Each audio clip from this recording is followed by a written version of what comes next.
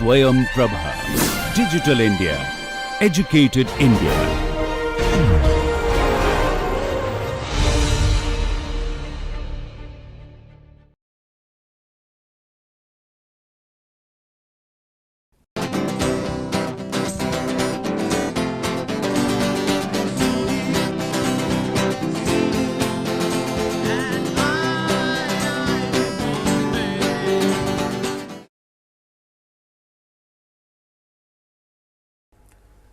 Hello and welcome to lecture 6 of this lecture series on Introduction to Aerospace Propulsion.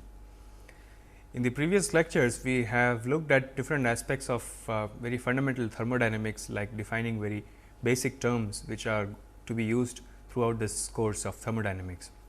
So, in this particular lecture, we are going to take it forward and look at some more aspects of basic thermodynamic interactions.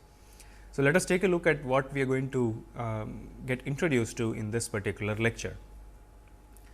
Now, in this lecture, what we are going to look at are the following. We shall at the beginning understand what is meant by specific heat. We shall define specific heat and also define specific heat for two different cases, or specific heat in two different forms, known as specific heat at constant pressure and specific heat at constant volume. Subsequently, we shall look at different forms or modes of energy interactions. One of them is heat transfer. We shall understand the thermodynamic meaning of heat transfer and also look at the types of heat transfer. And then we shall look at the other type of energy interaction, that is known as work. We shall understand the basic meaning or thermodynamic meaning of work and also look at different types of work interactions. Now, as we are already aware that it takes different amounts of heat or energy to raise the temperature of a given substance or identical masses of different substances. For example, if you would like to raise the heat of water by a particular temperature, and if you would like to the same amount or same mass of, let us say, iron to be heated to the same temperature, then we know that it takes different amounts of heat. So, based on this property, we shall define what is known as specific heat. And so, specific heat is a property that helps us in understanding how much is the amount of temperature or energy required to raise the temperature of identical masses. So, therefore, it is desirable that we have a property that will enable us to compare the energy storage capabilities of different substances. And this property is what we shall define as specific heat. So, specific heat by definition is the energy required to raise the temperature of a unit mass of a substance by 1 degree. And in general, this energy depends upon how this process is executed. And based on this, we can define two kinds of specific heat. One is known as specific heat at constant volume and the other is known as specific heat at constant pressure. Now, if you were to look at specific heat as a property, which we shall see very shortly, that specific heat is basically a property of a system. As we have already seen, properties are certain characteristics that define the state of a particular system. Now, let us look at an example of how we can define specific heat for a particular substance, for a particular process. Now, what is shown here is a particular mass, which is, let us say, 1 kgs, and we have to increase its temperature by delta T, which is equal to 1 degree Celsius. And if this is the case, then we will need 5 kilojoules of energy, for example, to accomplish this, that is to raise the mass of 1 kg by 1 degree Celsius. And therefore, specific heat here would be the amount of energy here required to raise the temperature of a unit mass, which is 1 kg here, by 1 degree Celsius in a specific way. And therefore, the specific heat for this particular process will be 5 kilojoules per kilogram degree Celsius. And so, this is how one would define specific heat for a particular process. And now, let us now consider a fixed stationary mass of a closed system undergoing let us say a constant volume process. As I had already mentioned that specific heat can be defined in two different ways depending upon how the process is carried out. One of them is known as specific heat at constant volume, and the other is known as specific heat at constant pressure. So, let us now define specific heat at constant volume and also find specific heat at constant volume in terms of known properties. Now, for this purpose, let us now consider a stationary mass of a particular system, of a closed system, which is at constant volume. Now, we already know that you perhaps are aware of the conservation of energy principle. Now, if you were to apply conservation of energy principle, which we shall see in much detail little later as well, then conservation of energy principle for this process is expressed in a differential form as shown here. Now, this differential form of expressing the conservation of energy principle leads us to this equation, which is delta E in minus delta E out is equal to d u. As we have seen earlier that for a stationary system, the net change in energy for the system, because it is stationary, will be equal to the change in its internal energy, because kinetic energy and potential energy changes are 0, and therefore, as we had seen in the previous lecture, delta E will be equal to delta u. So, this is the same equation that we have expressed in a slightly different form. Now, let us look at this equation once again. D E in minus d E out is equal to d u. Now, this left hand side of this equation, as I was just mentioning, represents the net amount of energy transferred to the system, because it is delta E in minus delta E in out, which is essentially the net amount of energy which is transferred to the system.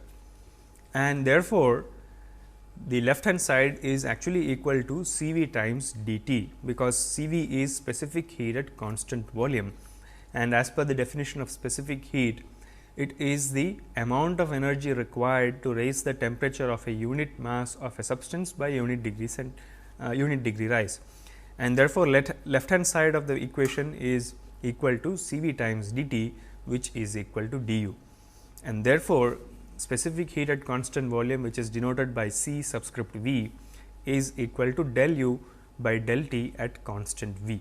So, specific heat at constant volume is defined in terms of two properties of a system, which is internal energy and temperature, and del u by del T at constant volume gives us specific heat at constant volume, that is C V.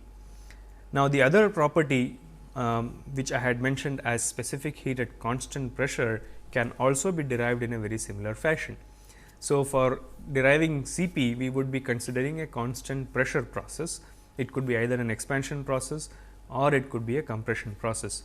So, if we were to do a similar exercise as we did for C V, then we get C P d T is equal to d H, or C P is equal to del H by del T at constant P. Again, as you can see here, specific heat at constant pressure is again a function of two properties of a system, that is enthalpy and temperature defined at constant pressure. Specific heat at constant volume is a function of two other properties of a system, the internal energy U and the temperature T. And since both of these depend on properties of system, it is obvious that C P and C V have to be properties of a system. They are properties of a system because they depend on different properties of a particular system. For example, C P depends upon the enthalpy and temperature, and C V depends upon the internal energy and temperature, which means that both C P and C V are properties of a system. And both C P and C V definitions, though we had used or we had defined these properties for constant pressure and constant volume, these are valid for any other processes. It can be shown that C P and C V would be valid for any other process. And it is also a fact that specific heat at constant pressure C P is always greater in terms of its magnitude than specific heat at constant volume C V. Basically, the reason for this is that if you were to carry out a process at constant pressure, we have to allow the system to expand, which means that you have to spend additional energy for this particular expansion of a system, which is not there in the case of a constant volume process. So, if the volume were to be constant, then there is no more expansion or compression of a system. So, the system does not require additional energy for expanding against the atmosphere. and therefore, because in a CP process, that is constant pressure process, you will need additional energy to keep the pressure a constant to allow for the system to expand, and therefore, Cp is always greater than Cv, and specific heat of a substance will change with temperature, which also will be clear in one of the examples which I shall show little later. Now, as I was mentioning, Cp is always greater than Cv. Let us look at why is that so. Now, on the left hand side you can see a system which is enclosed in a chamber, and therefore, its volume is constant, and let us say its mass is 1 kg and we have to raise the temperature by 1 degree Celsius. And for that to happen, we have to supply, this is just an example, we have to supply for example, an energy equivalent to 3.12 kilojoules, and therefore, the Cv would be 3.12 kilojoules per kilogram degree Celsius. Now, if the same system, one of the boundaries, let us say the upper boundary were to be movable, that can convert the system into a moving boundary closed system. And if this were to be the case, as you transfer energy to the system will expand, which means that its volume will keep increasing, but the pressure would remain the same. We can keep the pressure a constant. Now, in this case, in addition to transferring energy to raise the temperature by 1 degree Celsius, you need additional energy to account for this expansion process, and therefore, that is reflected in the additional energy which you can see here, that in this example we have an energy of 5.19 kilojoules. Therefore, Cp would be 5.19 kilojoules per kilogram degree Celsius, and this is why specific heat at constant pressure will always be greater than specific heat at constant volume. Now, the other point I was mentioning was that specific heat of a substance will change with temperature. To illustrate this, let us look at another example. Let us consider air which is enclosed in a closed volume, which has a mass of 1 kg. Let us say we have to raise the temperature of air from 300 Kelvin to 301 Kelvin. So, for this process, we would probably require an energy of about 0.718 kilojoules. Now, if we were to consider the same system which is initially at a higher temperature of, let us say, 1000 Kelvin, and we have to raise it to 1001 Kelvin, we will need additional amount of energy. That is, the amount of energy required to raise this unit mass of 1 kg by 1 Kelvin, which was initially at a higher temperature than the previous case, will require more energy. That means, the specific heat in the second case will be greater than the specific heat in the previous case. Therefore, specific heat of a substance will always change with temperature. Specific heat is a function, a strong function of temperature, and in many of the practical engineering calculations, this has to be taken into account, because for simplistic calculations we normally assume that specific heat does not change with temperature, but that is restricted to very simple calculations. As we go towards more and more complex calculations which are actually required in engineering applications, we have to take this variation of specific heat with temperature into account. And perhaps in later lectures, we would take a look at some examples where we shall see how much difference we get by using by assuming specific heat to remain the same for different temperatures, and also looking at how specific heat changes with temperature for different cases, and we shall compare the difference between the results we get from these two calculations, and we shall see that for practical applications it does make a lot of difference. So, what we have defined now are two different properties of a system: specific heat at constant pressure and specific heat at constant volume, and we shall see little later that these are very important properties of a system which have lot of practical significance, and we shall be using both these properties very frequently when we do engineering analysis of different systems. So, what we shall see next is two different energy transfer mechanisms. One of them is known as heat and the other is known as work. So, energy can cross the system boundaries of a closed system in two modes. One mode is known as heat and the other mode is known as work. So, what is shown here as an illustration is a system, a closed system which has a mass equal to constant. There can be two modes of energy transfer or energy interaction across these system boundaries, and both of them are, as we shall see a little later, known as path functions. We will define path functions little later. So, there are two different energy interactions possible. One is known as heat and the other is known as work. And we shall see in the next lecture that for an open system, there is one more form of energy interaction, that is through mass flow rate. So, for a closed system, there are two forms of energy interactions. Now, let us look at the one of the forms of energy interaction known as heat.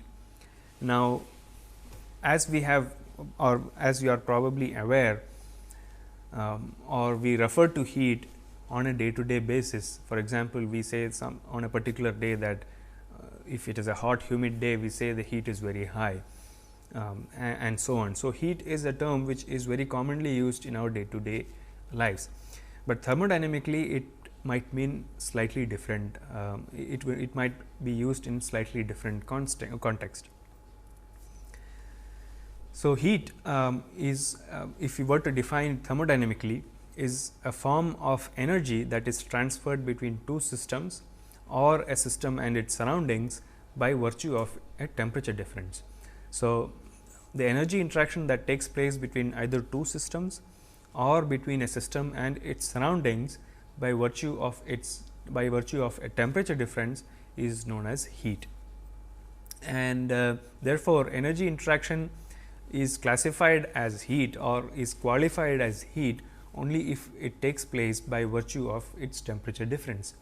Therefore, it is obvious to state that heat is energy in transition, and therefore, heat is recognized only as it crosses a system boundary. So, thermodynamically, heat is a form of energy which gets transferred between two systems or between a system and its surroundings by virtue of a temperature difference, and therefore, that is the thermodynamic definition of heat. Now, let us look at an example here. Now, we have three different systems. Well, it is the same system at three different temperatures. In the first case, we have the system at 25 degrees Celsius.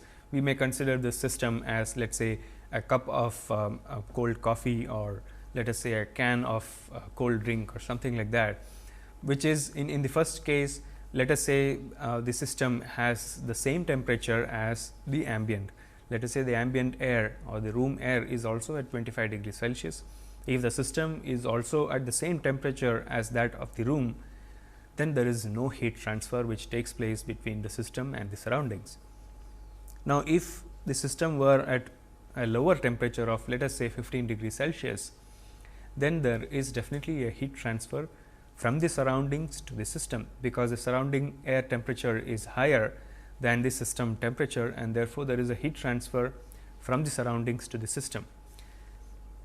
And if the temperature of the system were even lower, let us say 5 degrees Celsius, there will still be a temperature, a heat transfer from the surroundings to the system.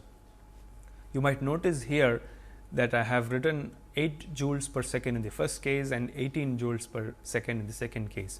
Well, these are just examples, but the point I wanted to state here is that because heat is recognized as an energy interaction by virtue of temperature difference is the driving force for heat transfer, which means that larger the temperature difference, the more is the rate of heat transfer. So, larger the temperature difference between a system and its surroundings, higher is the temperature, higher is the heat transfer, and which is why in the first case where the system was at 15 degrees Celsius and the surroundings was at 25 degrees Celsius, we had heat transfer of, let us say, 8 joules per second, whereas in the second case, because of the higher temperature differential between the system and the surroundings, the rate of heat transfer is higher in the second case as compared to the first. And therefore, the point here is that rate of heat transfer is a very strong function of the temperature difference. The primary reason being heat transfer is basically by virtue of a temperature differential between system and its surroundings or between two different systems. And therefore, the higher the temperature difference or higher the temperature gradient between a system and its surroundings, the greater or higher would be the rate of heat transfer. And so, in thermodynamics, we would always refer to heat basically meaning heat transfer. So, whenever we refer to the term heat, it actually means heat transfer. And as we have seen earlier, heat transfer is energy in transit by virtue of a temperature difference. And if in a process there is no heat transfer across the system boundaries, then that particular process is known as an adiabatic process. That is, a process during which there is no heat transfer possible is known as an adiabatic process. And there are different modes of heat transfer or different mechanisms of heat transfer. We shall not go into the details of these modes of heat transfer in this particular course, as it is out of the scope of the syllabus. But I guess you would have already heard about these terms, that heat transfer mechanisms. There are basically three mechanisms of heat transfer. One is known as conduction, the other is convection, and the third is radiation. So, heat transfer can take place through three different mechanisms: conduction, convection, and radiation. We shall not discuss details of these mechanisms of heat transfer. You may refer to any textbook on heat transfer for more information on these mechanisms of heat transfer. Now, heat transfer, as I mentioned earlier, is recognized as an energy interaction between a system and its surroundings only as it crosses the system boundaries.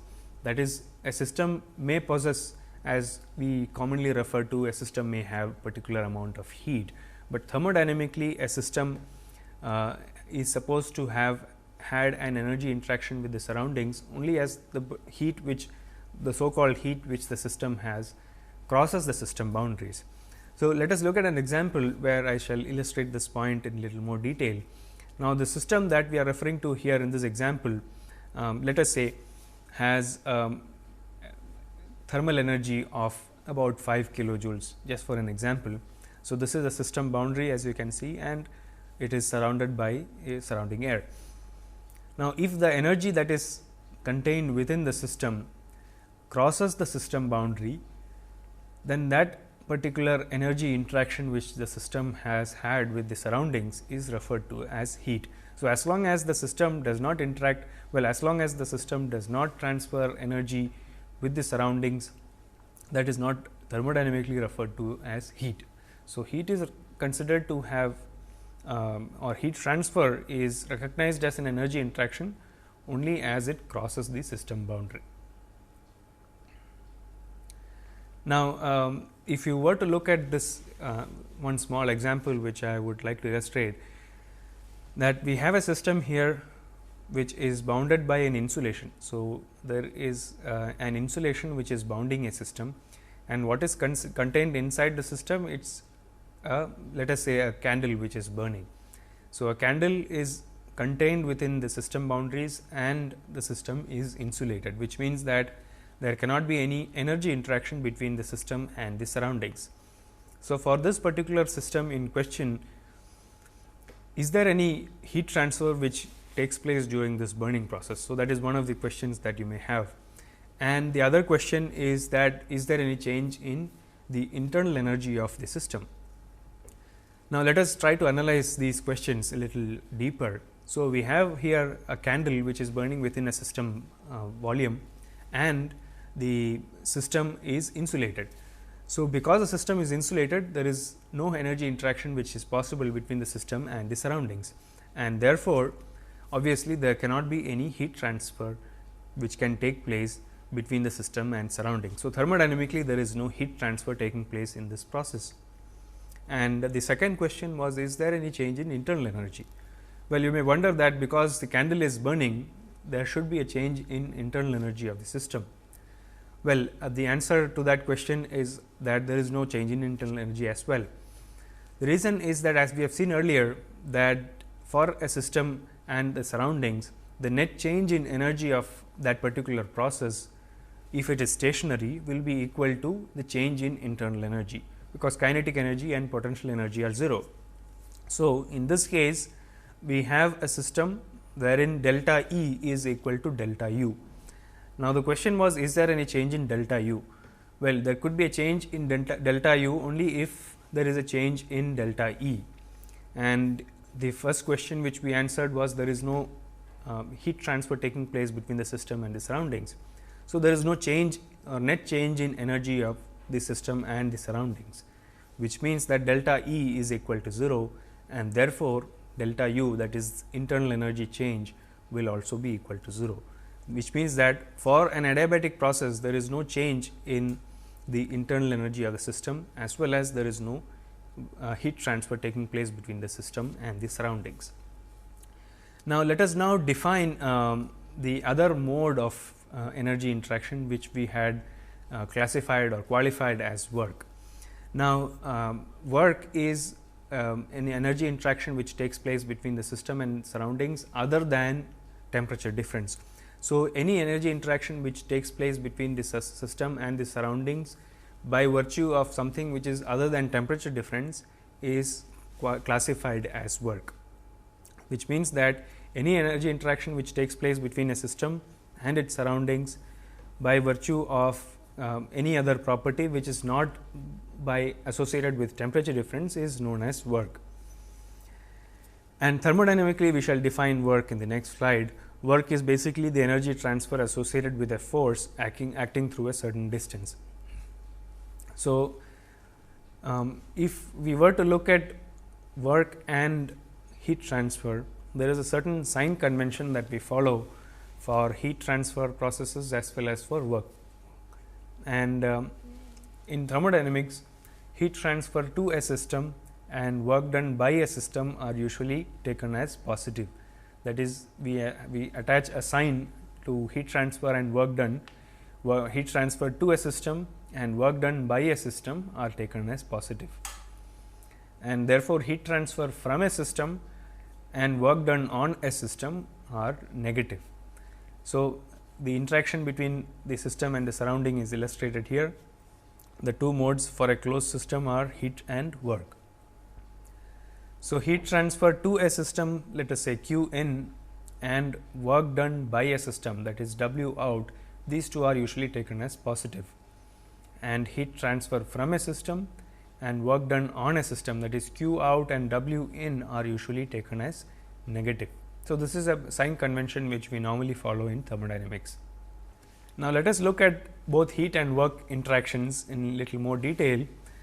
Both heat and work, as we know now, are both energy interactions which are by virtue of energy interaction between the system and the surroundings. So, both are usually referred to as boundary phenomena, because these are both energy interaction which take place across the system boundary, and therefore, they are also referred to as boundary phenomena. And a system can possess energy, but it cannot possess heat or work. As we have seen, heat or work are energy interactions between system and surroundings, and therefore, they are also referred to as boundary phenomena. Therefore, a system cannot essentially possess or contain heat or work. Well, they can contain energy, but not heat or work. And both heat and work are associated with a process, and it is not associated with a state.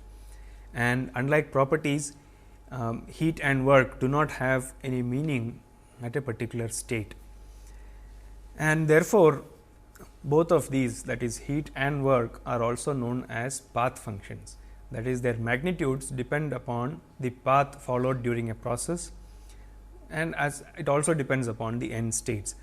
But unlike properties which are point functions, both heat and work depend on the path taken during the process as well as the end states. So, you might wonder what are path and point functions. Let us look at what are path and point functions. Well, path functions are those functions which depend upon the path of the system, as the name suggests, and both all path functions have inexact differentials, and these are sometimes designated in different textbooks. It is designated in different ways. It is sometimes designated by symbols delta, Greek symbol delta, or d with a cross. Examples are delta q or d cross q, or in the case of work it could be delta w or d cross w instead of dq and dw. But you might also come across some textbooks where it is also referred to as just dq and dw, but I think it is already implicit that these are path functions. And point functions, on the other hand, like properties of a system, these are exact differentials and they are designated by symbol d, and therefore, change in pressure or differential change in pressure is denoted by dp, differential change in volume by dv and dt and so on. So, these are properties of a system and therefore, also referred to as point functions. Now, let us look at an example to explain the properties which are point functions and path functions. Now, in this pressure and volume diagram, PV diagram, we can see two processes, process A and process B, taking place between states 1 and 2. So, in the first process, that is process A, we have change in volume delta V, because the states end states are the same in both the processes. The change in volume delta V is equal to 4 meter cube, as the initial volume was 1 meter cube and the final volume was 5 meter cube. The delta V change in volume is 4 meter cube for both the processes.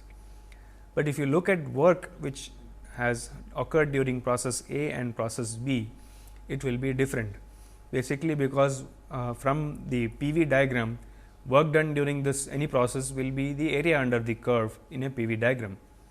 So, for the first process, that is process A, W A will be area under this process A, and for the second process, W B will be area under process B.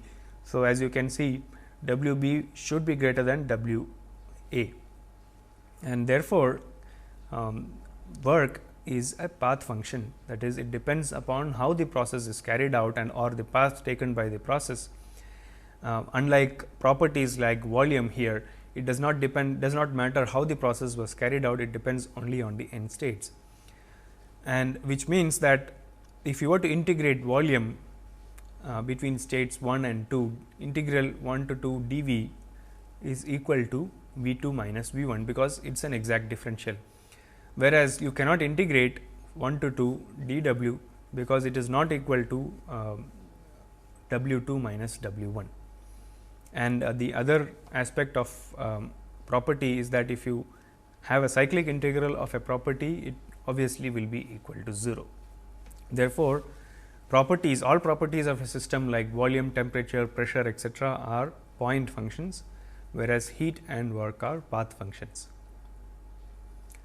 Now, let us define what is meant by work. So, thermodynamically, as it is defined, work done by a system and its surroundings is basically referred to as a work interaction if there is the sole effect of this interaction can be viewed as raising of a mass through a distance against gravity. That is, work is said to be done by a system on its surroundings or vice versa if the net effect can be considered to be raising of a particular mass through a certain distance against gravity. So, this is the thermodynamic definition of work. Now, we will look at an example to understand what this definition basically means. Now, in this example that I am going to show you, we shall consider a system which is having certain interaction with its surroundings, and we shall see how we can understand work interaction for this particular system with its surroundings. Now, we have here a system which is bounded within system boundaries. We have an electric motor which is driving a fan, and does the system do any work on the surroundings? Well, the motor is driven by a battery which supplies the required power for the motor, and it is driving a fan. So, if we were to consider that this system is doing work on the surroundings, as per the thermodynamic definition, this should reduce to this. That is, if we can replace the fan with a pulley, it means that we can attach a pulley to instead of a fan to the motor, and that can, and as the motor rotates, this would raise a weight against gravity. and therefore, it satisfies the condition thermodynamic definition of work that the net effect can be considered as raising of a weight against gravity. Therefore, this example which has a system driving a fan definitely does work on the surroundings, because we can always replace this fan with a pulley and therefore raise any weight against gravity, and therefore, the system does work on the surroundings as per the thermodynamic definition of work. Now, we shall look at some examples of different work interactions. What are the different types of work interactions that are possible between the system and its surroundings? So, there are different ways in which work interactions can be carried out between a system and its surroundings, and we shall look at one of these particular work interaction which is of interest to us as engineers, aerospace engineers, and that is known as the displacement work. So, we will look at displacement work in lot more detail than the other types of work interactions. So, displacement work is one of the forms or modes of work interaction between the system and the surroundings. The other types of work interactions are, for example, electrical work, that is, if you were to heat a resistor, then that is known as electrical work, because you can always replace the resistor with a motor and therefore drive a pulley and raise a weight, as we have seen in the previous example. Besides this, the other type of work interactions are shaft work, that is rotation of a shaft to generate work output, or it could be paddle wheel work or spring work or stretching of a liquid film, etc. So, there are different modes of work interaction which can take place between a system and the surroundings, and one of them, as I mentioned earlier, that is displacement work, is what we shall be interested in analysis little more. Now, let us illustrate these different modes of work interaction through these examples. So, shaft work, that is rotation of a shaft to generate work output, as is shown in this example. It's a motor car on an automobile which has an engine which generates a shaft work output, and that it is that shaft which drives the car or the automobile forward, and therefore, it generates a work output. The other possible mode of energy interaction or work interaction is spring work. Example shown here, we have a spring which is at rest and in a particular position, and if you exert a force on the spring, then it expands and gets displaced by a certain distance. So, the work done during this process is referred to as spring work. Then stretching of a liquid film, that is, if you were to have liquid film which is held between the, let us say, this rigid wire frame and a movable wire. So, there is a surface of film which is formed in between the rigid wire frame and the movable wire. So, as you move the wire, it causes stretching of the liquid film here. So, the work done during this process is also another mode of work interaction. Electrical work would involve heating of a resistor, that is, if you have a system which houses a resistor, you supply a certain electrical power to the resistor, it causes heating of the resistor. And so, there is a work interaction between the system and its surroundings because of heating of this particular resistor. So, these are some examples of different modes of work interaction other than the main form or main mode of work interaction which we would be interested in, that is known as the displacement work. So, displacement work or moving boundary, as it is also referred to, is of significant interest to engineers, because there are several engineering systems which can be approximated to be operating in the displacement work mode. That is, they generate work output through the displacement mode.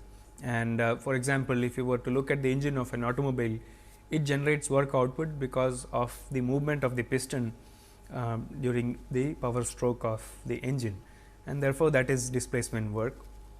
Or if you look at steam engines or different pumps, many of these pumps and steam engines all operate in the displacement mode, that is P times dV mode. So, displacement work, as I mentioned, there are so many applications, engineering applications for displacement work. We shall analyze displacement work in little more detail for different types of processes. Now, let us look at what we actually mean by displacement work. Now, in this example I am showing here, we have the piston and cylinder arrangement, and there is a certain amount of gas which is housed within this cylinder volume. And if we were to supply heat to this gas, as we know, it would expand, and during expansion the piston moves against the atmospheric pressure, and therefore, it exerts a certain force, and therefore, this gas does a differential amount of work which is delta W b, where B subscript B denotes boundary work. As it does work equal to delta W b because it forces the piston to move by a differential amount d s.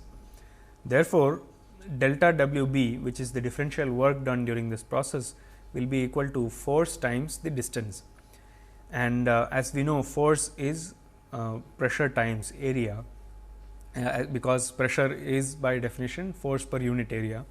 Therefore, force can be expressed as pressure into area, and as we are also aware that area times this distance will be the volume that the piston has moved or displaced during this process. Therefore, we can replace A times d s by d v.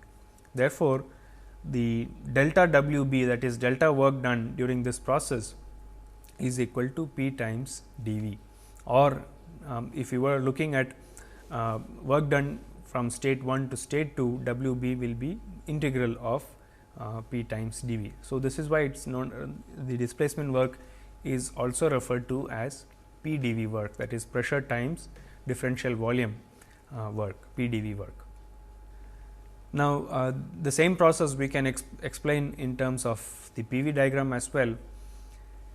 Now, in this PV diagram we have the same piston cylinder arrangement here, and as we supply energy to the cylinder, the piston moves, generating work output. That is, the process would take place between states 1 and 2, and this is an expansion process, and so the process path is indicated here. This is the process path for this particular process, and if we were to look at one small differential strip on this process path, then the area of that differential strip will be equal to pressure, average pressure during this process, times d v, and therefore, area is equal to integral d a, which is integral P d v, and therefore, area under the curve on a PV diagram will be equal in magnitude to the work done during this quasi static or quasi equilibrium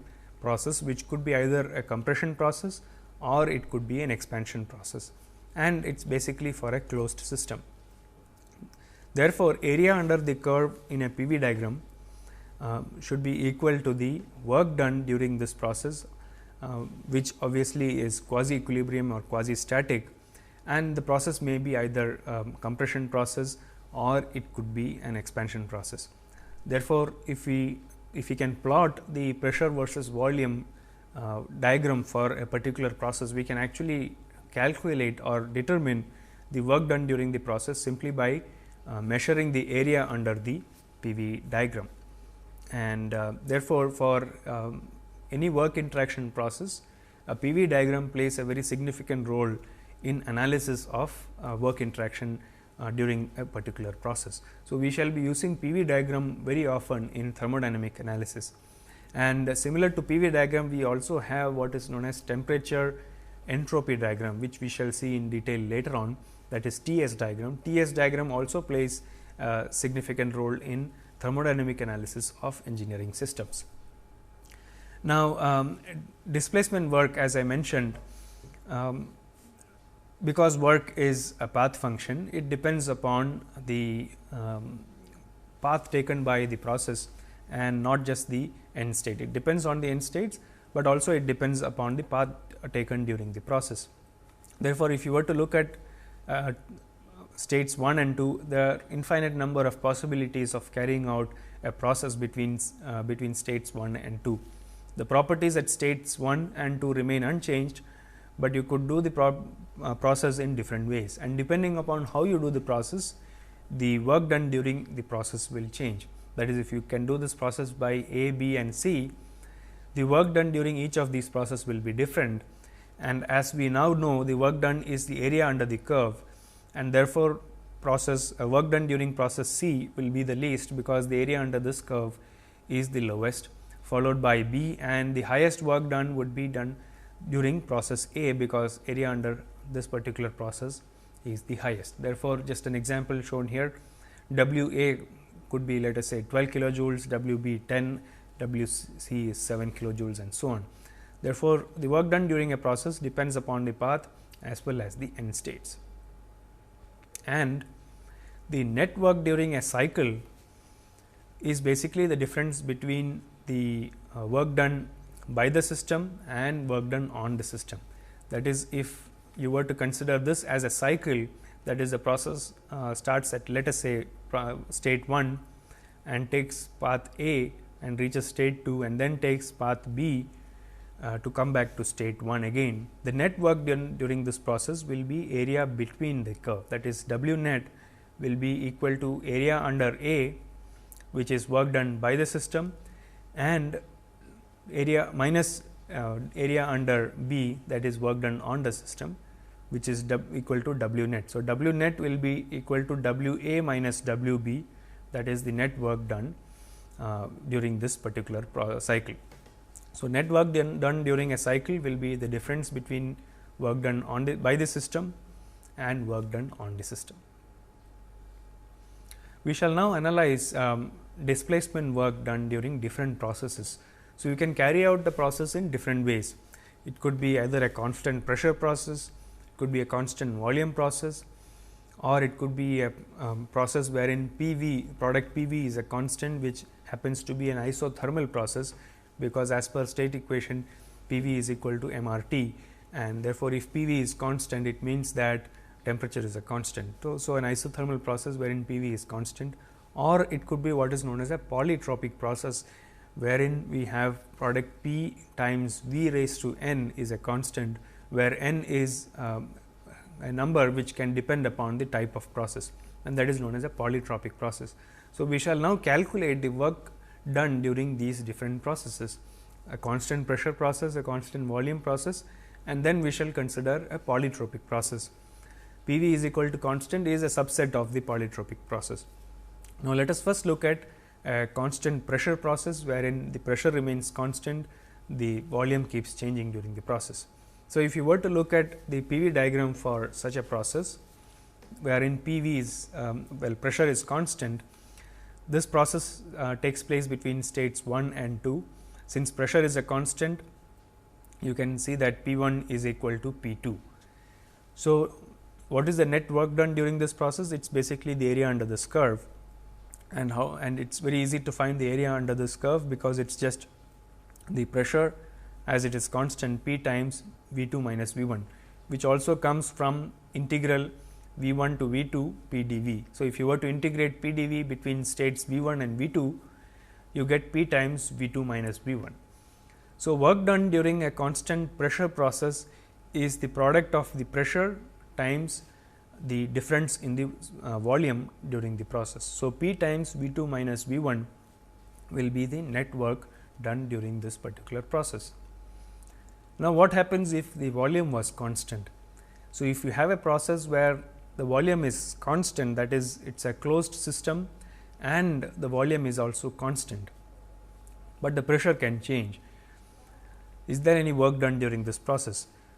Now, since V is equal to 0, if you were to integrate P d V between states V 1 and V 2, since V 1 and V 2 are the same,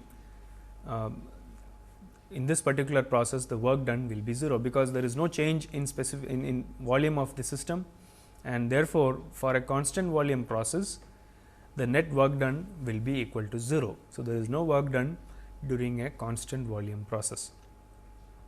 Let us look at a polytropic process, that is a process in which P times V raised to n is a constant, where n can take different values 0, 1, 2, 3, anything. So, we have here on a PV diagram different processes shown here. n equal to 1, n equal to 2, n equal to 3, and the limits of this particular process are n equal to 0. When n equal to 0, what happens is that you will have a constant pressure process. We have already seen what is the work done for a constant pressure process, which is equal to pressure times the difference in the volumes. And if n was equal to infinity, then you get volume is equal to constant, wherein the work done will be equal to 0, because area under the curve is 0. Now, for P v raised to n process, work done is integral 1 to 2 p d v, which is equal to c times v raised to minus n times d v. Because P v raised to n is constant, let us say the constant is c. So, P v raised to n is equal to c. So, we can replace p by c times v raised to minus n. Now, we also know that since P v raised to n is constant, P 1 v 1 raised to n is equal to P 2 v 2 raised to n is equal to c. And so, if we were to substitute these values into the work equation here, that is for if you were to replace V in terms of the pressures, what we would get is work done from state 1 to 2 will be c times V 2 raised to minus n plus 1 minus V 1 raised to minus n plus 1 divided by minus n plus 1.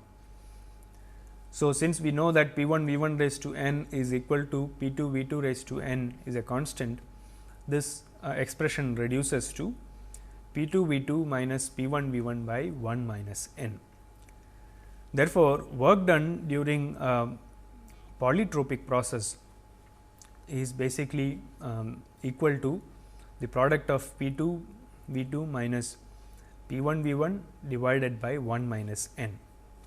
So, suppose n was equal to 2, then the work done during this particular polytropic process will be equal to basically it depends upon the properties at the end states P 2 V 2 minus P 1 V 1 by 1 minus 2 and so on. So, you can actually calculate the work done during a polytropic process if you know the end states as well as the exponent of the polytropic process. So, we shall see later on that when n is equal to 1.4, where 1.4 for normal temperatures is also equal to the ratio of the specific heats. In such a process, we usually refer to this process as P v raised to gamma is equal to a constant, where gamma is the ratio of the specific heats C p divided by C v. So, this process we shall see in detail in later lectures. Now, from this particular polytropic process, if you were to assign different values of n, you can calculate the work done during these different processes.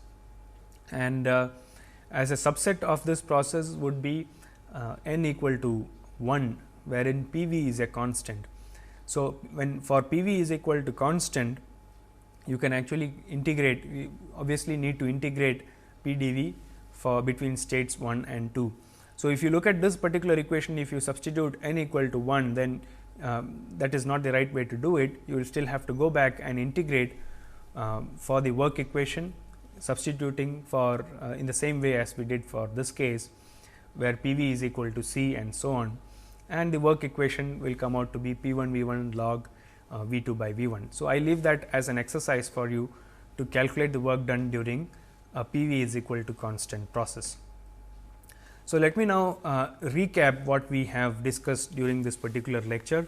We started the lecture by defining what is known as specific heat for a process, and we saw that the specific heat is basically the energy required to raise the temperature of a unit mass of a substance by unit degree rise in temperature. And there are two different types of specific heat at constant pressure and specific heat at constant volume.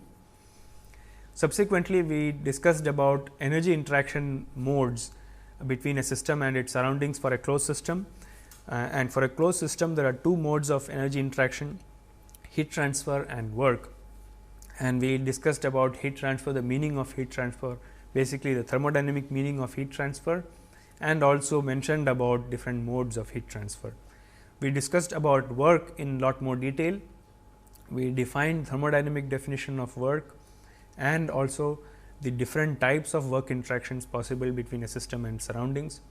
And then we also discussed the displacement work, that is PDV work, in lot more detail. We also calculated work required for different displacement processes, a constant pressure process, constant volume process and a polytropic process. And somewhere in between the lecture, we also discussed about path and point functions. Basically, path functions are those which depend upon the path of a particular process as well as the end states, and point functions depend only on the end states. All properties of a system are point functions, heat and work are path functions. So, this is what we discussed in today's lecture, and in the next lecture what we shall do is to solve some problems based on what we have discussed during lectures 4, 5 and 6.